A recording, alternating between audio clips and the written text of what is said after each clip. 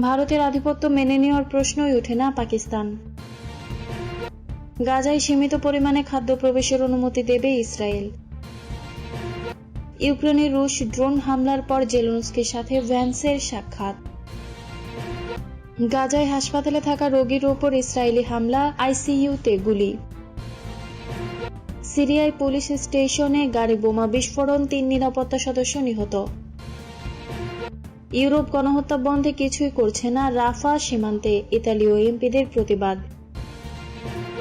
2 মাসের মধ্যে মারা যেতে পারেন জো বাইডেন।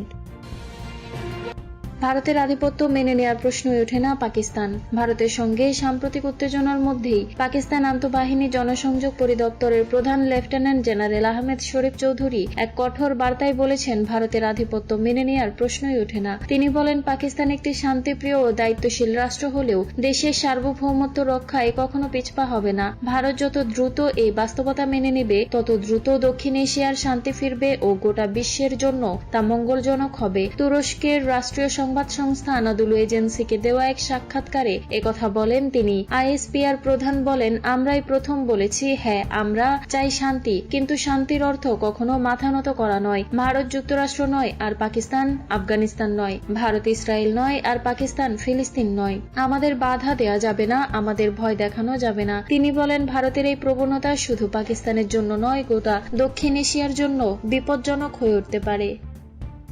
গাজায় সীমিত পরিমাণে খাদ্য প্রবেশের অনুমতি দেবে ইসরায়েল। গাজা উপত্যকায় 10 সপ্তাহ অবরোধ করে রাখার পর সেখানে সীমিত পরিমাণে খাদ্য প্রবেশের অনুমতি দেওয়ার ঘোষণা দিয়েছে ইসরায়েল।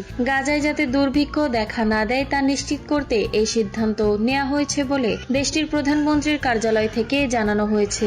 প্রধানমন্ত্রী নেতানিয়াহুর কার্যালয় থেকে দেওয়া বিবৃতিতে বলা হয়েছে, ইসরায়েলি প্রতিরক্ষা বাহিনীর সুপারিশ ক্রমে এবং হামাসের বিরুদ্ধে তাদের নতুন সামরিক অভিযানে সহায়তার জন্য এই সিদ্ধান্ত নেওয়া হয়েছে। ইসরায়েলি সেনাবাহিনী নতুন করে গাজা জুড়ে বিস্তৃত স্থল অভিযান শুরু করার কয়েক ঘন্টার মধ্যে ত্রাণ প্রবেশের অনুমতি দেওয়ার এ ঘোষণা এলো। গাজা থেকে অবরোধ তুলে নিতে ইসরায়েলের উপর আন্তর্জাতিক চাপ বাড়ছিল। অবরোধ চলাকালে গাজায় কোনো খাদ্য, জ্বালানি বা ওষুধ ঢুকতে দেয়নি ইসরায়েল। ফ্রান্সের পররাষ্ট্রমন্ত্রী জ্যানোয়েল বাহো ইসরায়েলকে গাজায় তাৎক্ষণিক ব্যাপক ও বাধাহীনভাবে ত্রাণ প্রবেশের অনুমতি দিতে বলেছেন। এমন একটি দুর্ভিক্ষের পরিস্থিতি তাদের নতুন অভিযান অপারেশন গিডেয়ন চ্যারিয়টকে ঝুঁকির মুখে ফেলবে বলেও ওই বিবৃতিতে উল্লেখ করা হয়। ইউক্রেনের রুশ ড্রোন হামলার পর জেলেনস্কির সাথে ভ্যান্সের সাক্ষাৎ। ফেব্রুয়ারিতে হোয়াইট হাউসে উত্তপ্ত বিতর্কের পর প্রথমবারের মতো ইউক্রেনের প্রেসিডেন্ট ভলোদিমির জেলেনস্কির বৈঠক করেছেন মার্কিন ভাইস প্রেসিডেন্ট জেডি ভ্যান্স। কিয়েভে রাশিয়ার রেকর্ড সংখ্যক ড্রোন হামলা চালানোর পর রবিবার ভ্যাটিকানে মার্কিন রাষ্ট্রদূতের বাসভবনে তারা এই বৈঠক করেন। তুরস্কে 3 বছরেরও বেশি সময় পর ইউক্রেন ও রাশিয়ার মধ্যে প্রথম সরাসরি আলোচনার 2 দিন পর এই বৈঠক অনুষ্ঠিত হল। তুরস্কের আলোচনায় বন্দি বিনিময়ে সম্মতি জানানো হয়েছিল, তবে যুদ্ধবিরতি নিশ্চিত করার বিষয়ে কোনো প্রকার অগ্রগতি হয়নি। ভ্যাটিকানে পোপ লিওর উদ্বোধনী অনুষ্ঠানে অংশগ্রহণের পর ভ্যাটিকানে মার্কিন রাষ্ট্রদূতের বাসভবনে ভ্যান্সের সঙ্গে বৈঠকের পর জেলেনস্কি টেলিগ্রামে লিখেছেন, আমরা ইস্তাম্বুলের বৈঠক নিয়ে আলোচনা করেছি, যেখানে রাশিয়ানরা একটি নিম্ন স্তরের প্রতিনিধি দল পাঠায় যাদের কোনো সিদ্ধান্ত গ্রহণের ক্ষমতা ছিল না। জেলেনস্কি আরও বলেন, আমরা রাশিয়ার বিরুদ্ধে নিষেধাজ্ঞার প্রয়োজনীয়তা, দ্বিপক্ষীয় বাণিজ্য, প্রতিরক্ষা সহযোগিতা, যুদ্ধক্ষেত্রের পরিস্থিতি এবং ভবিষ্যতে বন্দীদের বিনিময়ের বিষয়েও আলোচনা করেছি। মার্কিন পররাষ্ট্রমন্ত্রী মার্কো রুবিও এবং জেলেনস্কির সহযোগী আন্দ্রি ইয়েরমাকো বৈঠকে উপস্থিত ছিলেন। উভয় পক্ষ ইউক্রেনের ন্যায়সঙ্গত ও স্থায়ী শান্তির দিকে অগ্রসর হওয়ার পদক্ষেপ নিয়ে আলোচনা করেন। ভ্যান্স ইউরোপীয় কমিশনের সভাপতি উর্সুলা ভন ডার লিয়েন এবং ইতালির প্রধানমন্ত্রী জর্জিয়া মেলোনির সাথেও বৈঠক করেছেন।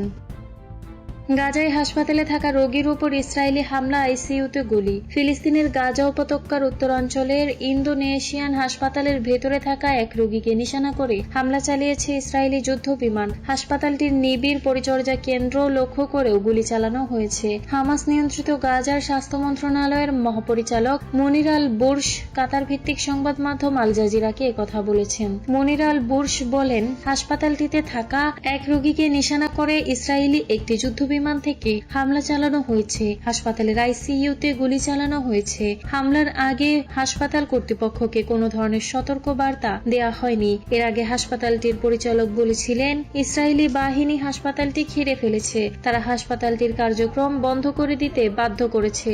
আল জাজিরার প্রতিনিধি জানান, ইসরায়েলি বাহিনী হাসপাতালটির ফটকে হামলা করেছে। বুলডোজার দিয়ে হাসপাতালটির উত্তর দিকের দেয়াল গুঁড়িয়ে দিয়েছে। সিরিয়ার পুলিশ স্টেশনে গাড়ি বোমা বিস্ফোরণে 3 নিরাপত্তা সদস্য নিহত।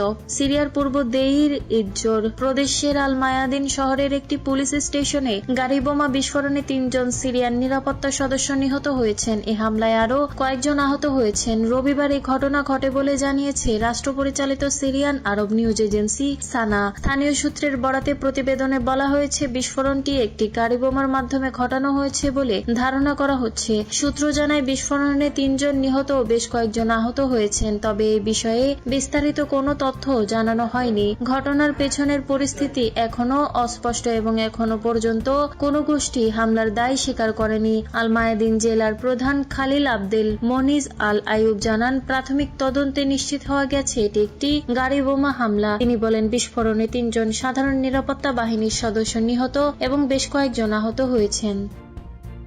ইউরোপ গণহত্যা বন্ধে কিছুই করছে না, রাফা সীমান্তে ইতালীয় এমপিদের প্রতিবাদ। ইসরায়েলে গণহত্যা বন্ধের আহ্বান জানিয়ে গাজা ঘেঁষা মিশরের রাফা সীমান্ত ক্রসিং এর সামনে বিক্ষোভ করেছেন ইতালীয় পার্লামেন্ট ও ইউরোপীয় পার্লামেন্টের সদস্যরা। আল জাজিরার প্রতিবেদন অনুসারে 11 জন ইতালীয় সংসদ সদস্য, 3 জন ইউরোপীয় পার্লামেন্টের সদস্য এবং এনজিওর প্রতিনিধিরা এখনই গণহত্যা বন্ধ করুন, অবৈধ দখলদারিত্ব বন্ধ করুন এবং ইসরায়েলকে অস্ত্র দেওয়া বন্ধ করুন লেখা প্লেকার্ড ধরে প্রতিবাদ জানান। ইউরোপীয় পার্লামেন্টের সিসিলিয়া ট্রাডা এএফপি-কে বলেন, ইউরোপ যথেষ্ট কিছু করছে না, গণহত্যা বন্ধে কিছুই করছে না। ইউরোপ যথেষ্ট কিছু করছে না, গণহত্যা বন্ধে কিছুই করছে না। ইসরায়েলে অস্ত্র সরবরাহের উপর নিষেধাজ্ঞা আরোপ করা উচিত এবং অবৈধ বসতি স্থাপনের সাথে বাণিজ্য বন্ধ করা উচিত। জাতিসংঘের সংস্থাগুলো খাদ্য, বিশুদ্ধ পানি, জ্বালানি এবং ওষুধের তীব্র ঘাটতির বিষয়ে বারবার সতর্ক করে আসছে। ইতালীয় অলাভজনক সংস্থা অ্যাসোসিয়াজিওন রিক্রিয়েটিভ কালচারাল ইটালিয়ান